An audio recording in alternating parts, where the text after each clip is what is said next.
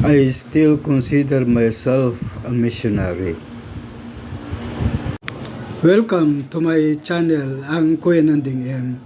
Please like, share, and subscribe. Ang akin channel ay tungkol sa biblical, inspirational, and life experiences at motivational. Mapagpalang araw mga ate at mga kuya.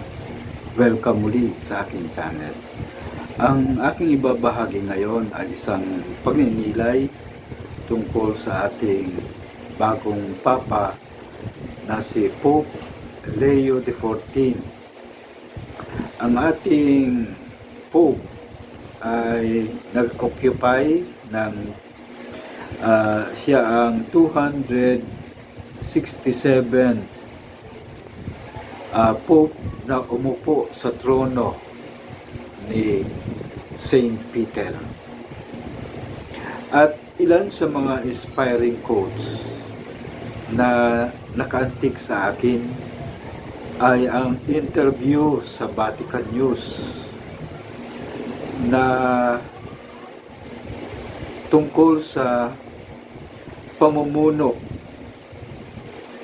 sa kanyang sa Roma. At sinasabi niya, ito yung mga quotes at akin ding mga reflection. Nakikita ko, ang unang sinasabi niya, I still consider myself a missionary. My vocation, like that of every Christian, is to be a missionary, to proclaim the gospel wherever one is. Di ba napakaganda na ang papel ng isang papa ay misyon. At sa sinasabi niya na ang kanyang mga karanasan at mga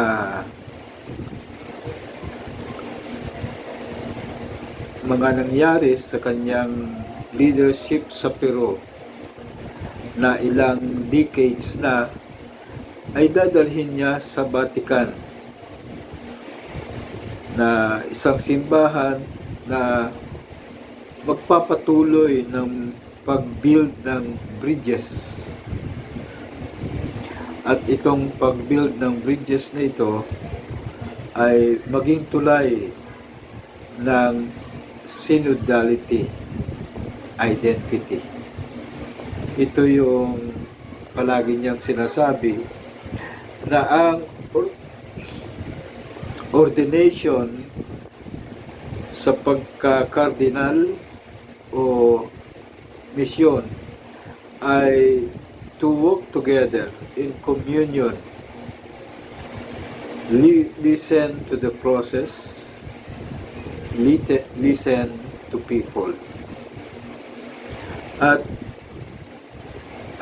nilalais din niya na we want to be a synodal church. Ano bang ibig sabihin nito?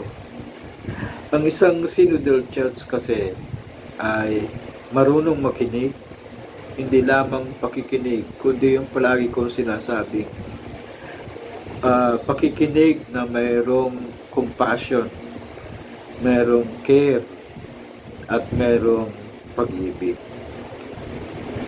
Na isang simbahan na lumalakad, na naglalakad, nag-journey kasama ang mga tao, na naghahangad ng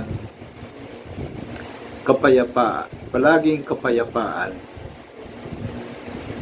na naglalakad, lagi na naghahanap ng charity.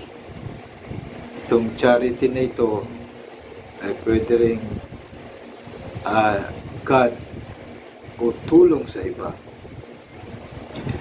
Na isang simbahan na nagnanais na maging malapit sa mga higit na nangangailangan, lalong-lalo na ang mga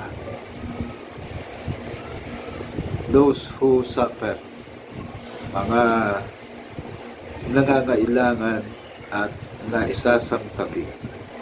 Kaya sa aking pagninilay, napakaganda ang simulain ng ating Pope Leo na bigyang diin ang kahalagahan ng justice, ang kahalagahan ng rerum novarum, na kung saan ang pagpapahalaga sa mga workers, sa mga manggagawa ay bigyang pansin, magkaroon ng katuparan. Mukhang sa aking pagninilay na ito, maganda may pangarap ang simbahan na maging maayos, maging dialogical, at maging malinaw, may pag-asa ang kapayapaan at towards a unity.